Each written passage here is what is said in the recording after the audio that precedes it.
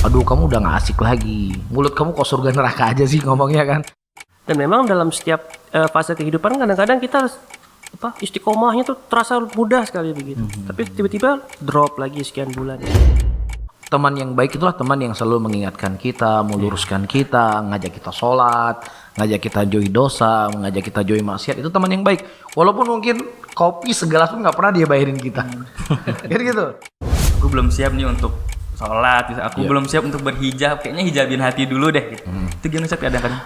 Jadi ketika dia mengatakan saya hijabi dulu hati saya, hati kamu harus dibersihkan dulu, makanya kamu rajin sholat. Harus sholat dulu. Hati kamu dulu harus dibersihkan, makanya kamu akan bisa menghijabi dirimu. Tapi karena memang hati kamu kotor, makanya sulit dia menghijabi diri. Jadi nggak mesti kalau orang sudah berhijrah di masjid 24 jam, dia nggak cari nafkah, nggak cari uang, nggak cari rezeki. Ya pokoknya sih akhirat lah, pokoknya dunia ini semua bangkai lah. Podcast Faedah.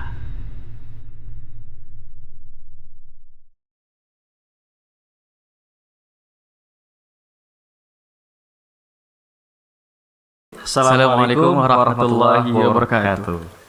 Senang sekali Ana, Iqbal dan Naufal. ya kita kembali lagi bincang-bincang santai penuh faedah ilmu tentunya di podcast Faedah Sunnah Muhammad. Gimana Val sejauh ini koas lancar? Alhamdulillah lancar. Ya namanya perjuangan lah ya.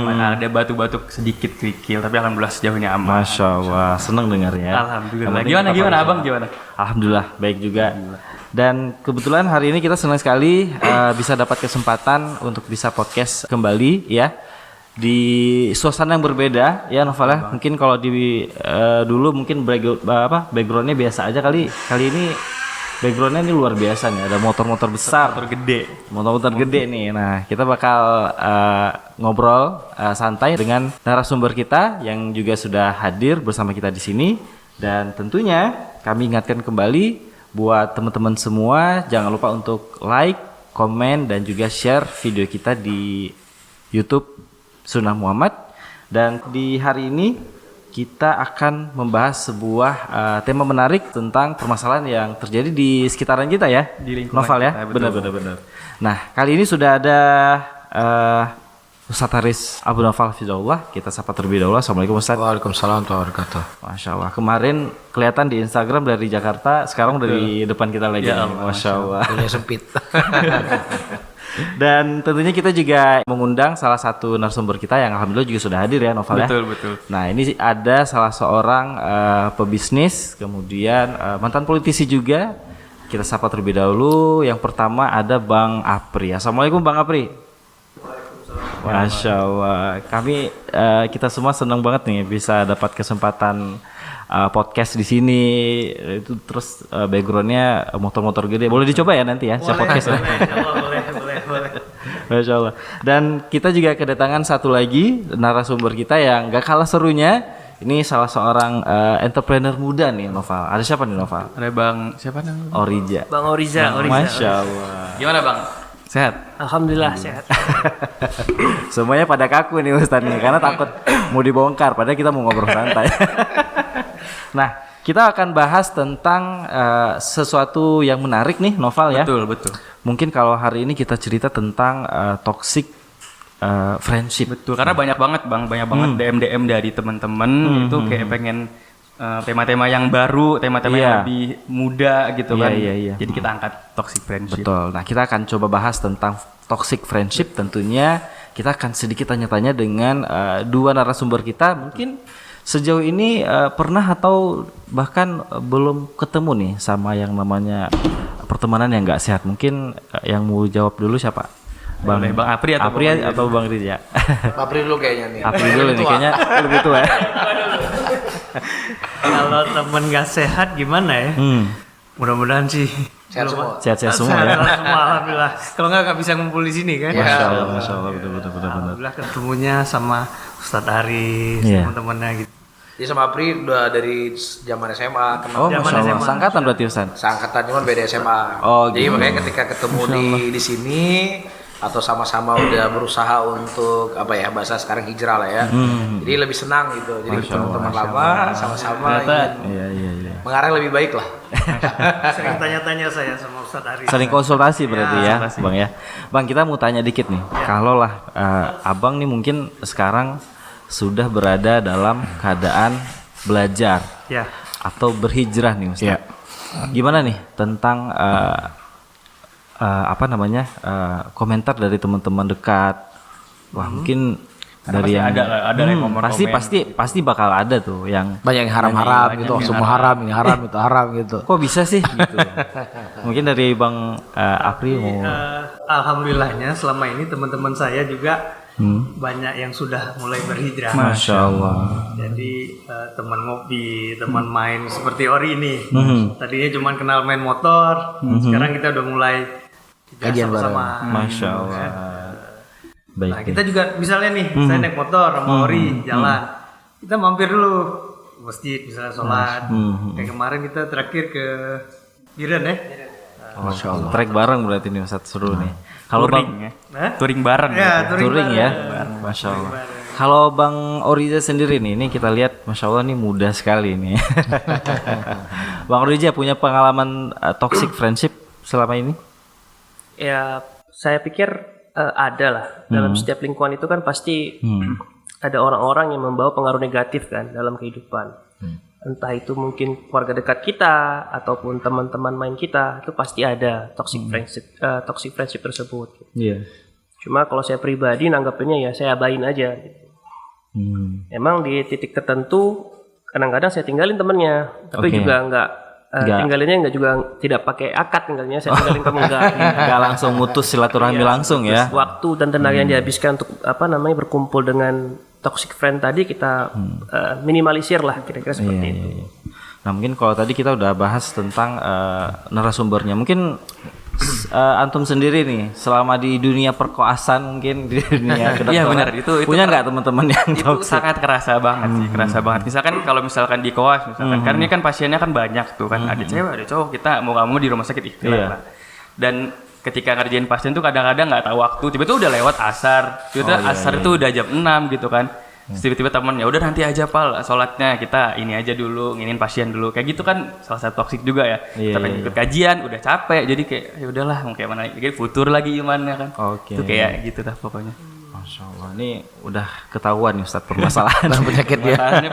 sebagai yang lebih paham Ustadz. Nah gimana nih cara menyikapi tentang toxic friendship ini? Jadi sebenarnya kalau kita kembali ke hadis-hadis Nabi kita SAW, beliau sudah cukup banyak mengingatkan dampak jelek dari pertemanan itu. Bahkan dalam sebuah hadis Rasulullah permisalkan teman yang baik itu seperti penjual minyak wangi. Jadi kalaupun kita nggak beli minyak wangi, tetapi efek minyak wangi itu pasti berbekas pada diri kita. Dan Rasulullah mengibaratkan sebaliknya, teman yang jelek itu seperti orang yang jago besi. Jadi bukan jago besinya. Ya bukan berarti wah ente jago besi itu teman nggak baik gitu, enggak. Maksudnya Rasulullah mempermisalkan orang yang berteman dengan orang yang jago besi, walaupun dia nggak ikut mengelas atau dia nggak ikut kerja untuk ngelas besi, tapi serpihan-serpihan api itu bisa mengenai bajunya. Dan ini di dalam sejarah itu sendiri kita akan mendapatkan banyak orang-orang yang tadinya mereka mengetahui kebenaran, mereka mengetahui bahwasanya agama Islam adalah agama yang benar, tapi karena jeleknya pergaulan di sekitarnya, akhirnya dia mati dalam kekufuran. Contoh nih Abu Thalib, beliau ini kan paman yang sangat dicintai oleh Nabi, dan Nabi juga sangat cinta kepada pamannya. Dan dari sisi keyakinan, dari sisi pengetahuannya, dia mengatakan bahwasanya tidak ada agama yang lebih baik kecuali agama Islam. Ya, dia tahu agama Islam adalah agama yang benar. Bahkan dia sangat senang kalau ada orang yang masuk Islam, dan dia benci dan tidak suka kalau ada orang yang mengganggu dakwah Nabi Muhammad SAW. Ketika Abu Thalib sakit pada waktu itu, Nabi menghampirinya, mengajak dia untuk masuk Islam. Jadi kalau kita lihat faktor-faktor masuknya Islam Abu Thalib itu sudah cukup banyak. Pertama, dia tahu bahwasanya agama Islam adalah agama yang benar. Kemudian yang mengajaknya adalah keponakan yang sangat beliau cintai. Kemudian sisi ketiga, beliau sedang sakit. Yang namanya orang sakit kan biasanya lebih efek diberikan nasihat itu lebih cepat masuk. Tapi karena memang di situ ada Abu Lahab, di situ ada Abu Jahal, setiap kali Nabi mengajak untuk masuk Islam, selalu Abu Jahal mengatakan, apakah kau benci dengan agama nenek moyang kita? Nah akhirnya ya Abu Thalib mati dalam keadaan kufur. Ya, jadi teman yang jelek itu sangat berpengaruh, dan di sana ada sejarah-sejarah yang cukup banyak ya. Orang-orang yang tadinya baik, orang-orang yang tadinya bagus, tapi karena pergaulannya rusak, ya akhirnya terpengaruhlah. Makanya Allah menyebutkan sebuah ayat di dalam Al-Quran, Al-akhilla yawma idzin ba'dhum li ba'din aduun illal muttaqin. Persaudaraan, pertemanan itu semuanya nanti akan saling bermusuhan kelak di yaumul qiyamah, kecuali siapa yang mereka bertakwa. Hari ini ya mungkin kita punya teman yang akrab sama kita, teman yang setia sama kita, apapun dia siap berkorban untuk kita. Ya mungkin kita lagi nggak punya uang, dikasih uang. Kita nggak punya kerjaan, dikasih kerja. Kalau kita nggak punya kendaraan, mungkin dia pinjamin kendaraan. Kita pengen dia memberikan waktu kepada kita juga, dia siap. Apapun dia siap. Tetapi itu semuanya tidak akan abadi, semuanya itu tidak akan kekal.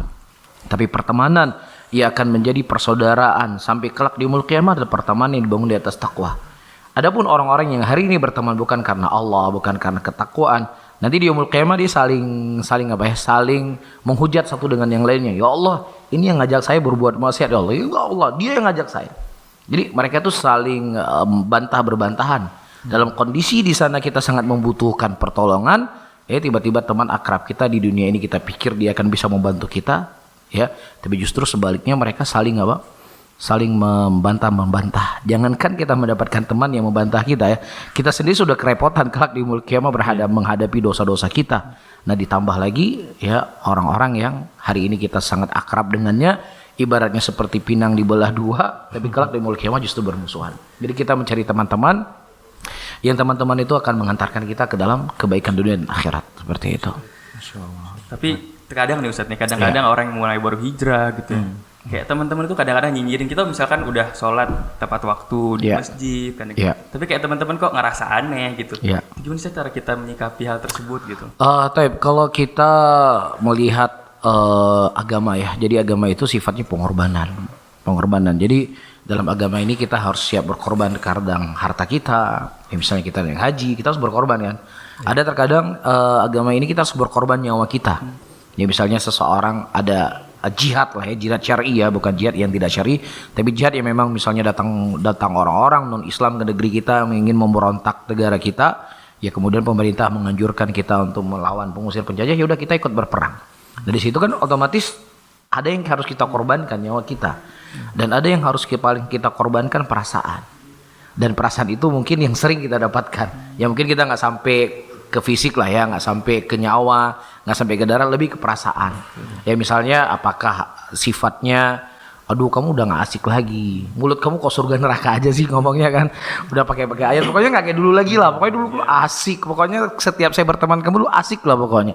Sekarang ini ayat Quran neraka haram, jadi nggak menarik kayak gitu kan. Jadi hal yang seperti ini mungkin gak akan didapatkan dalam kita pergaulan. Nah disinilah kita harus ada yang harus kita korbankan seperti itu. Kita harus menjadikan perasaan kita itu tunduk dengan apa yang diinginkan oleh Allah Subhanahu wa taala. Nah, begitu juga mungkin wah kamu so alim, wah paling ini lagi stres ya maka rajin sholat ya. Yang paling nanti hilang stres juga orang nggak sholat lagi begini gitu ya. Jadi hal yang seperti itu kita ingin membuktikan bahwasanya saya ini beribadah untuk Allah. Jadi mudah-mudahan dengan kesabaran kita tetap senyumin, kita juga nggak berpengaruh dengan ngomongan dia.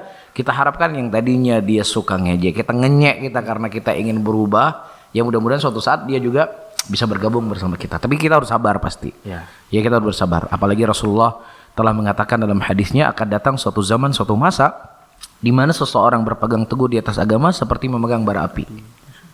Jadi kita pegang, kita jadi ingin baik ini. Kita ingin menjadi orang yang taat sama Allah, yang taat sama Rasulnya. Rasulullah mengibaratkan seperti memegang bara api. Jadi memang berat seperti itu. Tetapi harus kita jalani. Masya Allah. Ana setuju banget nih Noval dengan perkataan Ustaz tadi bahwasanya kalaulah kita berteman dengan si A yang punya perilaku baik, maka kita akan dinilai baik juga sama orang. Atau mungkin sebaliknya juga ya, Bang Aurija ya. Kalau justru malah kita berteman dengan teman yang kita bilang nggak terlalu baik, justru kita akan dinilai sama juga. Nah, Bang Aurija punya pengalaman yang sama nggak dengan yang disampaikan Ustaz tadi? Iya. Saya juga bingung nih, saya mendefinisikan diri saya apakah sedang berhijrah atau sudah hijrah. Tapi kayaknya sedang berhijrah ya, sedang berproses gitu. Karena tadi kan sempat ingat futur ya, futur itu 5 iman kalau saya nggak salah ya. Iya betul. Iman itu kan turun naik kan. Jadi teman-teman tuh suka gangguin. Ini Ori imannya sedang naik nih. Oh gitu. Lagi sholat 5 waktu kalau segala macam. Berarti ini dalam lingkungan toksik nih berarti. Toksik berarti ini temennya nih. Terus kalau sedang sedang tidak jos kalau saya bilang, wah ini sudah ini nih lagi begini gitu. Ada sih omong-omongan seperti itu dan saya kadang-kadang sedih juga gitu. Sedih, tapi kadang-kadang saya pikir ngapain harus dipikirin gitu. Karena yang paling penting kan bukan apa kita di mata orang, tapi apa kita di mata Allah. Nah, jadi semangat itu yang coba saya tanam dalam diri saya. Udahlah, gak usah pikirlah. Misalnya nih sedang ngopi, tiba-tiba masuk waktu zuhur. Kadang-kadang kita segan untuk bangun gitu, karena lingkungannya lingkungan yang maaf tidak seperti itu begitu. Ya sekali 2 kali saya bangun, wis mantap ya kan, mantap. Ya walaupun komen-komennya tidak sekejam dan seperti apa, tapi ketika bilang mantap itu pasti nyanyi tadi. Sindir gitu Iya mantap itu, tapi kita terasa gitu kan. Tapi ya alhamdulillah dibiasakan dan tutup telinga, udah bismillah gitu. Nah syukurnya adalah teman-teman yang tadinya bilang mantap-mantap ngenyek tadi dalam tanda kutip pelan-pelan juga sudah mulai ikut gitu. Berarti, jadi sejauh mana kita bisa istiqomah, jadi kayak semacam adu pengaruh nih, yang baik sama yang buruk kan gitu. siapa yang paling kuat gitu ya, yang bisa mempengaruhi teman yang lainnya. Apalagi sekarang sudah berteman dekat dengan Bang Afri. Masya Allah. Bang Afri ini salah satu pribadi yang saya lihat selalu menjaga sholat 5 waktu tepat waktu. Masya Allah. Jadi pun saya termotivasi jadi. Berarti Bang Apri udah masuk ke dalam zona pertemanannya Bang Sehat. Oriza nih. Ya, Masya Allah. Berarti udah dianggap sebagai teman baik nih oleh Bang Guru. Guru spiritual. Guru spiritual. kalau guru masih jauh. Kalau Bang Apri sendiri nih punya pengalaman yang sama mungkin kayak Bang Oriza? Kalau saya sih kebetulan teman saya dari SMA sampai sekarang tuh masih sama. Masih sama. Jadi teman-teman mainnya tuh belum ada yang berubah. Ya, saudara saya. Setia beliau. Setia. Karena mungkin kita temanannya juga enggak gimana ya. Banyak orang Liar-liar kali lah. Ya, banyak orang tuh temenan biasanya ada kepentingan. Iya. Kalau kita kebetulan alhamdulillah temenannya Pokoknya jaga sholat di waktu. Jadi contohnya kebetulan teman-teman saya banyak yang PNS. Kalau saya kan swasta. Nah jadi kalau Sabtu Minggu itu saya selalu WA pagi-pagi itu. Ayo subuh. Ya, biasanya kita subuh di masjid, baru nanti pulangnya ngopi. Masya Allah. Karena ini jadi salah satu godaan juga ya Bang Apri ya, kalau misalnya ada teman kita yang ketika kita sudah lihat secara statusnya sudah lebih lah, katakanlah sudah jadi pengusaha. Nah itu pasti teman-teman yang awalnya kita tidak terlalu dekat, terus berusaha ini teman lama kita, teman saya gitu ya. Teman saya pada ngaku gitu. Nah ada nggak nih Ustadz solusi dari Ustadz mungkin bagaimana cara Rasul dulu memilih teman agar supaya menjaga silaturahmi yang baik gitu. Jadi sebenarnya kalau kita melihat kepribadian Nabi kita Muhammad SAW, beliau tuh punya teman-teman, beliau punya sahabat. Ya, jadi bukan berarti ketika beliau adalah sebagai seorang Nabi, beliau seorang Rasul, yang beliau punya keluarga, ya punya istri-istri beliau, punya anak-anak, tapi beliau dari sisi kehidupan lain juga beliau humble sama teman-teman beliau, sama sahabat-sahabat beliau, mulai dari yang paling kecil sampai yang paling tua. Jadi Nabi itu disenangi oleh semua orang. Jadi Nabi itu kan tidak hanya disenangi oleh orang tua, tapi anak kecil juga senang dengan Nabi SAW. Pernah suatu hari Nabi SAW minum dari gelas. Nah di sebelah kanan beliau ada anak kecil. Nah sebelah kiri beliau juga ada orang tua-tua. Ya jadi kan kebiasaan kita kalau anak-anak kecil duduk di majelis orang tua udah pergi kan gitu biasanya kan, alah namanya apa kuno kan gitu ya. Tapi justru Nabi waktu itu setelah beliau minum boleh minta izin sama anak kecil. Ata'dzanuli, bolehkah engkau memberikan izin kepada saya untuk memberikan minuman ini ke sebelah kiri saya dulu? Ya karena kebiasaan Nabi beliau suka memberikan minum ke sebelah kanan dulu. Nah kebetulan di sebelah kanan beliau adalah anak kecil, di sebelah kiri beliau orang tua. Nah ketika beliau akan memberikan minuman ke orang tua, beliau minta izin dulu. Ini seorang Nabi loh, seorang Rasul, manusia yang paling terbaik di muka bumi ini. Beliau berkomunikasi dengan anak-anak itu begitu sopan. Kemudian anak tersebut berkata, ya Rasulullah saya tidak mau bekas bibir engkau itu terkena orang lain, baru setelahnya saya minum dari bekas bibir orang lain. Jadi kan Rasulullah minum. Ya kalau dibeli ke sebelah kiri kan otomatis bibir sahabat yang kena akan bibir dia, nanti dia nggak mau. Kemudian Nabi SAW mengatakan, ya sudah engkau minum. Ya beliau nggak maksa, beliau nggak marah, dan karena sikap Nabi SAW inilah beliau punya banyak sahabat, beliau banyak teman, yang mana tentunya pertemanan beliau adalah pertemanan yang dibangun di atas kebaikan, dibangun di atas takwa, bukan pertemanan yang itu dibangun di atas keduniaan. Karena kalau teman yang dibangun di atas dunia itu tidak akan abadi. Terkadang kita masih tinggal di dunia saja, kita sudah saling bermusuhan. Karena apa? Karena memang kita tidak berteman dengan dia karena dia adalah seorang muslim, karena dia orang yang baik, tapi kita berteman dengan dia adalah karena uang yang dia punya, karena harta yang dia punya. Bahkan Rasulullah SAW menyebutkan dalam hadisnya, celaka hamba dinar dan hamba dirham. Ya, kenapa disebut celaka? Karena yang menjadi barometer dia adalah kalau kamu kasih kepada saya uang, memberikan manfaat kepada saya, kamu teman saya. Tapi kalau kamu tidak memberikan manfaat kepada saya dari sisi dunianya kamu, maka kamu manusia yang paling jelek di muka bumi ini.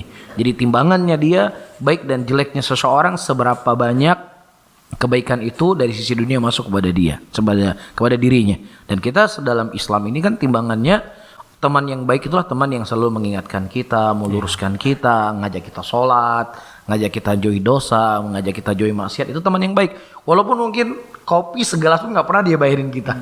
Kan gitu. Apapun nggak pernah. Bahkan kita sering bayar dia. Misal ya. Tapi kalau dia memang orang yang selalu mengajak kita untuk baik, mengajak kita untuk taat sama Allah, maka itulah teman yang harus kita jaga. Makanya Allah sebutkan dalam Al-Quran, wasbir nafsaka ma'al ladzina yad'una rabbahum bil ghadati wal ashi yuriduna wajhah. Bersabarlah engkau dengan orang-orang yang selalu mengingat Allah siang dan malam. Jadi Allah merintahkan kita bersabar dengan mereka. Dan jangan coba-coba kita berpaling dari mereka. Karena itu sangat berefek untuk kehidupan dunia dan akhirat kita. Seperti itu. Nah, ini berarti Bang Apri harus banyak bersabar nih ketika nanti harus chat sama Bang Orijas justru sholat ya. Tapi ngomongin soal minum tadi, Ustadz Aris sudah singgung minum nih. Udah ada minuman di depan kita nih, Bang Apri dan Bang Orija dan teman-teman juga yang ada di sini. Kita mau cobain salah satu brand lokal juga nih, Bang Apri ya. Kuhaus Premium. Nah, ini adalah minuman kekinian yang lagi ngehits banget saat ini di kalangan anak-anak, muda-mudi, bahkan orang dewasa sekalipun. Nah, kali ini Kuhaus Premium tampil beda karena diracik dari bahan baku premium seperti susu segar fresh milk, gula aren asli, powder premium, serta bumbu rahasia lainnya, sehingga menghasilkan cita rasa yang lebih istimewa. Kuhaus Premium sekarang punya banyak rasa dan varian loh. Nah, ini ada fresh milk drink, ada coconut, ada kurma, ada alpukat drink, soya juga ada, dan gak kalah ketinggalan buat kamu pecinta kopi, espresso drink juga sudah hadir, dan bahkan juga ada es krimnya. Nah, jadi buat semua yang berminat bisa langsung kunjungi outlet Kuhaus Premium Brawe di Jalan Hasan D, samping toko roti Bread Boy, tepatnya di Brawe, Banda Aceh, atau juga bisa langsung ke outlet Kuhaus Premium Ketapang di Jalan Matai lewat Pasar Ketapang. Nah, mungkin bisa sambil minum ya, Bang Rija ya. Sambil kita tanya-tanya lagi nih mungkin ke Bang Orija mungkin. Sedikit kesel nggak ketika ada teman yang ketika Bang Orija ngajak, sholat yuk, apaan sih gitu. Jadi kayak ada yang kayak menolak gitu ketika diajak berbuat ya sesuatu hal yang sepele lah. Mungkin ada cerita sedikit dari Bang Orija. Kalau saya pribadi terus terang tidak terlalu berani ngajak orang sholat. Kecuali saya Kenapa tuh, tahu Bang? Dia duluan yang ngajak saya sholat. Gitu. Oh gitu. Karena tadi gitu, kadang-kadang saya takut dipersepsikan, ini karena lagi on fire aja nih kan. Nanti bentar lagi futur lagi juga lupa lagi gitu kan. Dan memang dalam setiap fase kehidupan kadang-kadang kita harus istiqomahnya tuh terasa mudah sekali begitu. Tapi tiba-tiba drop lagi sekian bulan gitu. Nah, jadi saya ngajak orang yuk ke masjid yuk gitu. Misalnya kayak Bang Afri nih, saya berani ajak nih misalnya gitu kan. Kadang-kadang juga duluan-duluanan kan. Siapa yang lebih banyak dapat pahala nih kan. Gue ajak masjid yuk gitu. Double pahalanya gitu. Tapi kalau untuk teman-teman lain, terus terang saya nggak berani. Takut mereka berpikir seperti apa dan lain-lain. Cuma selemah-lemahnya iman, hal yang bisa saya lakukan adalah saya bilang sebentar ya, saya mau sholat begitu. Terserah mereka menganggap itu sebagai bentuk pencitraan kah atau gimana kah. Tapi minimal sekali saya punya niat, ini loh waktu sholat begitu. Yuk kita ke masjid. Saya pikir itu. Kalau Bang Apri kayak mana nih? Ada nggak sih teman-teman kayak nyinyirin kalau mau sholat gitu? Ngapain sih lu sholat? Ngapain sih? Kalau untuk saat ini kayaknya udah nggak punya teman Nggak ada seperti lah ya. Itu udah dalam lingkungan yang baik sudah berbeda ya. Bang Apri Sapri dari dulu orang baik nih soalnya. Masya Allah. Kita mau tanya-tanya lagi nih dengan Ustadz. Kalaulah kita berbicara tentang lingkungan yang nggak sehat, Ustadz, bagaimana kiat-kiat dalam mengubah kebiasaan dalam satu lingkungan yang bisa dibilang kita sudah tidak nyaman lagi, Ustadz. Namun kita segan untuk meninggalkan lingkungan tersebut. Tadi kita kan di awal sudah membahas ya dari hal yang paling menggiring seseorang itu terjerumus ke dalam kejelekan itu teman. Teman itu berefek. Baik dan tidak baiknya seseorang itu berefek dengan teman dekatnya. Makanya dalam sebuah hadis Rasulullah mengatakan seseorang itu, agama seseorang itu tergantung dengan teman dekatnya. Jadi kalau emang teman dekatnya orang baik, orang yang soleh, insya Allah dia juga seperti itu. Ya, tapi kalau seandainya teman duduk, teman dekat, kita cerita teman dekat ya, teman dekatnya adalah memang A, B, C, D dengan aktivitas dia yang dibenci oleh Allah, dan yang akrab dengan itu juga nggak jauh-jauh ke arah sana gitu. Itu kaidah yang disebutkan oleh Nabi SAW di dalam hadisnya. Nah, bagaimana sebenarnya kiat-kiat kita? Jadi kembali seperti apa yang saya sebutkan tadi, agama itulah pengorbanan. Jadi ada teman-teman yang memang mungkin selama ini mereka jauh dari sholat, selama ini mereka memang jauh dari Allah, dan mereka juga berkutat dengan dosa dan berkutat dengan maksiat. Tapi ada orang-orang seperti ini, kalau kita aja dia mudah. Ya sebenarnya butuh keberanian kita aja, mungkin kita ajak, ayo gini, dia mudah. Ya, nah ngapain kita join orang seperti ini? Dia perlu kita rangkul, perlu kita ajak, ya supaya dia bisa juga mendapatkan ketenangan seperti orang-orang yang mereka sudah dekat dengan Allah dengan sholat 5 waktu lah minimal ya. Kita berbicara itu sebuah kewajiban kita sebagai seorang muslim dan sebagai seorang muslimah. Tapi kalau memang di sana ada teman-teman yang justru dengan kita semakin berteman sama dia, bergaul sama dia, kita semakin jauh. Ya kita semakin jauh, apalagi ya kita semuanya kan ibaratnya nggak ada nih udah lama ngaji, dia lebih stabil, gimana nggak ada. Iman itu naik dan turun. Ya bisa, dan kita ketahui di zaman Nabi ada orang yang menghafal Quran, ya toh dia juga murtad dari agama Allah, padahal dia sudah melihat wajah Rasul. Jadi nggak ada jaminan sudah lama ngaji, sudah belum lama ngaji, yang namanya iman itu bisa saja Rasulullah mengibaratkan dari pagi dia beriman, sore hari dia sudah kafir ya. Jadi ketika kita menyadari kita adalah makhluk yang lemah, kita cepat berubah, kita cepat ya iman kita cepat merosot dengan lingkungan yang ada di sekitar kita, maka mau tidak mau kita harus selektif dalam memilih teman. Jadi kalau seandainya teman ini kok justru saya kalau berteman sama dia, bergaul sama dia, kok saya semakin futur, semakin jauh, semakin gak mood untuk mengamalkan agama, ya sudah, berarti ada harus yang kita korbankan. Ya bukan berarti ya sudah ente nggak ngaji, udahlah ente nggak, pokoknya siapa yang nggak mengaji, so nggak, udah pokoknya saya tinggalkan semua, enggak. Jadi ada orang-orang yang memang seperti kita sebutkan tadi, ada orang yang mungkin perlu kita dekatin. Dia nggak memberikan efek yang jelek kepada kita. Dia diam, dia nggak sholat tapi dia diam. Dia nggak pernah nyinyir, nggak pernah ngajak kita hal jelek. Orang seperti ini kita dekatin, nggak perlu kita jauhin. Tapi ada orang-orang yang memang dia memang kita merasa dia ini memang menjauhkan kita dari Allah. Disitulah kita harus berkorban. Ada yang kita harus korbankan nyawa kita, sedikit kita korbankan perasaan kita. Ya bahkan kita menyadari bagaimana kehidupan para sahabat Nabi ketika mereka harus menjaga agama mereka, ya mereka harus meninggalkan kampung halaman, meninggalkan ayah, meninggalkan ibu, meninggalkan rumah, meninggalkan pekerjaan. Ini sesuatu yang berat, sesuatu yang sulit.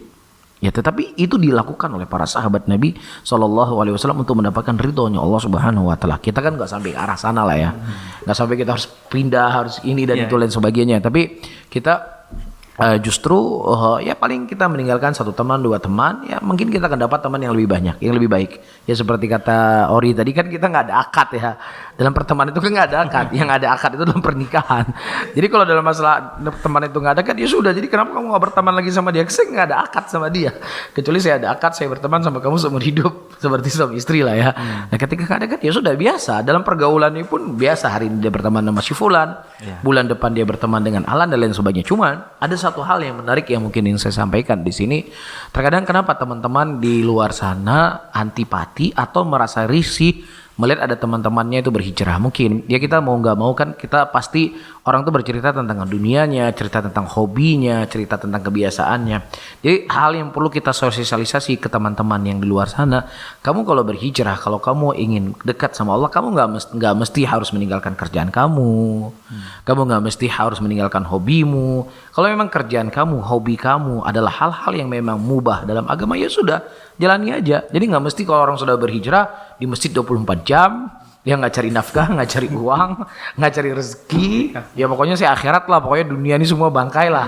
Ya ini juga nggak gitu. Mungkin pandangan orang, wah saya nanti takut kalau nanti saya berhijrah saya bisa makan apa di rumah kan begitu orang berpikir ya. Saya nggak bisa kerja, saya nggak bisa naik motor lagi, saya nggak bisa ini lagi. Padahal kan dalam Islam itu kita punya kaidah dalam agama itu apa saja perkara muamalah itu halal sampai datang dalil yang mengharamkan. Nah kalau memang nggak ada dalil yang mengharamkan, ya sudah. Ya kita aktivitas A, aktivitas B yang tadinya kita sebelum berhijrah kerjanya misalnya jualan baju, ya biasanya misalnya seperti Apri dia punya di sini tempat ini mobil, ya udah tinggal dijalanin kan nggak ada yang haram di situ kan.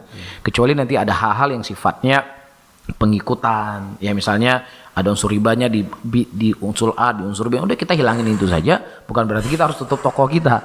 Jadi justru ketika kita berhijrah kita lebih semangat cari uang. Betul. Kenapa? Karena dalam hijrah, dalam kita mengenal agama berarti di situ ada haji yang harus kita tunaikan, kita harus umroh, hajikan orang tua, ya nyantuni anak yatim, nyantuni para janda, bangun masjid, bangun pesantren, dan lain sebagainya. Justru ini memberikan motivasi kita untuk mencari uang, tetapi pandangan kita uang ini adalah bagaimana kita membawa untuk kebaikan dunia dan akhirat kita. Jadi lebih asik sebenarnya ketika dia berhijrah gitu. Iya, betul. Bukan berarti kalau hijrah duduk diam di masjid. Iya. Tikar 24 jam gitu kan. Masya Allah. Tapi kadang-kadang ada yang Ustaz, statement subahat mungkin kayak aku belum siap nih untuk sholat, aku belum siap untuk berhijab, kayaknya hijabin hati dulu deh gitu. Itu gimana Ustaz kadang-kadang? Sebenarnya kalau kita melihat perintah Allah Subhanahu wa taala kepada kita itu kan cukup simpel ya. Jadi dalam satu hari kita kan cuma diwajibkan sholat 5 waktu. Ya 5 waktu kalau hitung jam kan 1,5 jam. Ya sisa waktunya kan silahkan lah mau kerja, mau tidur, mau main bola, mau naik motor, mau naik Vespa kan silakan aja. Yang Allah cuma meminta kepada kita 1,5 jam. Dan itu sesuatu yang nggak mungkin nggak mampu. Karena secara kaidah Allah tidak membebani sesuatu itu yang tidak dimampu oleh manusia. Dan itu cukup mampu. Kita lihat di masjid anak umur 5 tahun. Dia ikut orang tuanya sholat berjamaah di masjid. Ada nggak dalam sejarah ada anak 5 tahun ikut sholat berjamaah mati? Nggak ada. Anak 5 tahun saja bisa sholat di masjid ikut imam. Apalagi yang sudah kuat. Jadi sebenarnya hatinya dulu yang harus dibersihkan. Jadi ketika dia mengatakan saya hijabi dulu hati saya, hati kamu harus dibersihkan dulu, makanya kamu rajin sholat. Harus sholat dulu. Hati kamu dulu harus dibersihkan, makanya kamu akan bisa menghijabi dirimu. Tapi karena memang hati kamu kotor, makanya sulit dia menghijabi diri. Ya karena ya seperti yang kita maklumi bersama ya, sesuatu yang ditutup itu kan sebenarnya lebih apa ya, lebih bersih ya. Sesuatu yang ditutup. Ya misalnya contoh, kita ya di Aceh namanya warung kopi lah, di mana warung kopi, sadar nggak kita? Itu makanan itu kan dideret tuh. Kalau kita duduk berenam, berlima seperti kan makanan dideret nggak ditutup kan. Sadar nggak kita setiap kita ngomong kan air liur gitu itu jatuh itu, sadar nggak? Nanti kita datang jam 6 kita sikat semua udah air liur orang macam-macam. Mungkin kalau diperiksa ini udah sekian air liur orang. Iya nggak? Itu kan kue ya harga kuenya kan 1.000-2.000. Tapi kalau kuenya sudah di packaging, sudah ditutup, sudah dibungkus, dikemas dengan produk yang sama, terkadang bisa harganya 5.000. Padahal plastiknya itu kan cuma berapa modalnya enggak. Jadi sebenarnya dalam kehidupan kita sehari-hari itu sesuatu yang ditutup itu lebih mulia. Makanya Allah memuliakan komunitas sebenarnya untuk menutupi diri seperti itu. Cuman ya karena hatinya enggak bersih saja makanya dia sulit untuk menerimanya seperti itu. Ini udah dapat nasihat yang banyak banget nih dari Ustadz Haris. Bagaimana cara kita menyikapi dan memilih teman yang selektif ya berarti Ustadz ya. Harus memilih teman yang selektif supaya rasa futur itu tidak mudah timbul. Iya, timbul di benak kita. Nah, terakhir nih Ustadz, mungkin ada nasihat buat kita semua yang hari ini baru saja berhijrah. Yang sedang hijrah, proses berhijrah gitu. Ya, jadi pertama saya sangat senang ya malam ini ada Apri, teman saya dari SMA. Kita sama-sama berusaha lah untuk menjadi yang lebih baik, bertemu Allah dalam keadaan kita Allah meridhoi kita, amalan kita, ucapan kita dan semuanya, dan juga Ori di sini alhamdulillah hadir. Saya sebenarnya sama Ori baru kenalan beberapa hari yang lalu. Tapi ya sepertinya cocok ini. Dekat ya, langsung dekat ya. Jadi langsung klop gitu kan. Jadi ya alhamdulillah saya senang sekali bisa hadir di sini, teman-teman di sini, dan juga kita di sini nggak ada yang lebih baik ya, tetapi kita semuanya ingin belajar, kita semuanya ingin berjalan untuk mencari ridhonya Allah ya, dan kita semua nggak ada jaminan pasti akan mati dalam Islam, mati dalam sunnah, apalagi jaminan masuk surga. Tapi karena kita memang nggak ada jaminan untuk arah ke sana, disinilah kita ingin bersahabat, berteman dengan teman-teman yang baik, yang saling mendukung, saling menguatkan. ya tentang kehidupan akhirat kita. Karena ketika kita fokus dengan kehidupan akhirat kita, maka insya Allah dunia kita itu akan berjalan dengan baik. Ya setiap kita akan berbuat sesuatu, saya nggak bisa mendolimi teman saya karena Allah melarang saya seperti ini. Saya nggak boleh menyakiti teman saya karena Allah melarang saya seperti ini. Jadi justru semakin kita dekat dengan Allah, semakin kita kenal dengan agama, persahabatan itu akan semakin kuat. Ya sekarang dia saya berteman sama dia bukan dia purna karena dia punya ini, karena dia punya itu, tidak. Ya karena kalau kita bertemannya karena ini dan itu, ketika teman kita hilang itu semuanya, mungkin kita ketinggalkan dia. Tapi kalau kita berteman karena Allah, pasti ya dulu mungkin dia posisinya seperti ini, ya sekarang mungkin saya yang posisi seperti ini, ya saya saling membantu, saling menguatkan. Makanya ketika Rasulullah mengajak para sahabatnya untuk hijrah dari Mekah menuju Madinah, itu kan sahabat-sahabat yang dari Mekah kan mereka nggak bawa apa-apa. Mereka nggak punya harta, nggak punya apa-apa, dipersaudarakan oleh Nabi, dan mereka siap berkorban untuk sahabat-sahabatnya seperti itu. Jadi ya inilah, mudah-mudahan kita bisa bertemu di podcast ini, ngumpul bareng. Ya mudah-mudahan perkumpulan kita ini sampai ke surganya Allah. Itu yang paling penting. Jazakallah khair Ustaz untuk jawaban dan juga nasihatnya yang insyaallah mudah-mudahan bisa kita jalani bersama ya, Bang Apri dan juga Bang Orija. Dan tentunya kami ucapkan terima kasih banyak untuk atensinya, dan kami ucapkan jazakumullah khairan. Terima kasih banyak Bang Orija dan Bang Apri sudah memberikan kesempatan untuk kita ngobrol di showroomnya Bang Apri ya. Ini bisa dibilang showroom ya berarti ya? Ini sih salon mobil ya. Salon mobil Bang? Berarti udah berapa lama Bang berdiri? Saya buka 2018 awal. 2018. Nah, Masya Allah juga nih buat teman-teman yang mungkin pengen perawatan mobilnya. Nah, kalau saya jauh-jauh langsung datang ke 46 ya. 46 atau gimana? 46 Car Care and Detailing ya. Bener ya? Ya. Alamatnya di Nesu ya? Nesu Aceh. Jadi buat teman-teman yang pengen merasakan mobilnya dimanja ya Ustaz ya, di maintain dengan baik, nah mungkin bisa langsung datang ke lokasinya tempat usaha Bang Apri ya, Masya Allah. Jazakallah khair Bang. Bang Orija, terima kasih banyak sudah hadir bersama kami di sini, dan tentunya kami ucapkan jazakumullah khairan atas atensinya. Insya Allah kita akan ketemu lagi dengan pembahasan dan narasumber yang berbeda di setiap pekannya. Kami berdua pamit, Ana dan juga Noval. Kita pamit undur. Subhanakallahumma wa bihamdika asyhadu an la ilaha illa anta astaghfiruka wa atubu ilaik. Wassalamualaikum warahmatullahi wabarakatuh. Waalaikumsalam.